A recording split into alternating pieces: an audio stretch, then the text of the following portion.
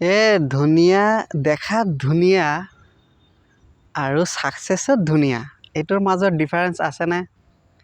দেখাত ধুনীয়া ল'ৰাবিলাকক কৈছোঁ দেই, তোমালোকে ইমান ধুনীয়া ধুনীয়া চেহেৰা লৈ কি কৰিবা কোৱা?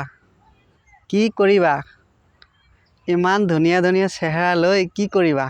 যদি ছাকচেছফুল নোহোৱা, তোমাৰ ওচৰেদি তুমি ভাল পোৱাজনীক লৈ যাব কোনোবাই, আৰু কোনোবাই যে লৈ যাব তেখেতে কিন্তু দেখাত ধুনীয়া নহয়, তেখেতে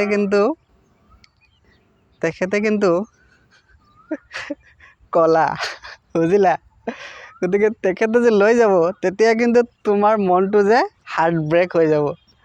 আৰু তুমি এইটো কিহৰ কাৰণে? তুমি ইচ্ছাকৃতভাৱে হ'বলৈ দিছা। তুমি এটা ডাঙৰ বুৰ্বক। তুমি নিজৰ চেহেৰাটো ভাবিছা, মোৰ চেহেৰা আছে, মই চব কৰিব পাৰিম, মোৰ এইটো হ'ব, এইটো হ'ব, এইটো হ'ব, মই লাইফত চব কৰিব পাৰিম। নাথিং। ঘেণ্টা পাৰিবা? নোৱাৰিবা। চেষ্টা কৰিব লাগিব, মেহনত কৰিব লাগিব, কষ্ট কৰিব লাগিব, তেতিয়াহ'লে আগুৱাই যাব পাৰিবা।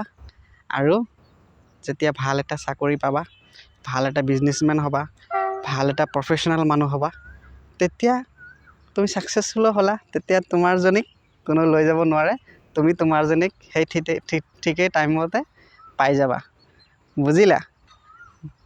গতিকে সেই কলাজনে যে লৈ গ'ল, গতিকে সেইটোৰ পৰা এতিয়াৰ পৰা ষ্টাৰ্ট কৰি দিয়া, প্ৰফেশ্যনেল হোৱা, বুজিলা?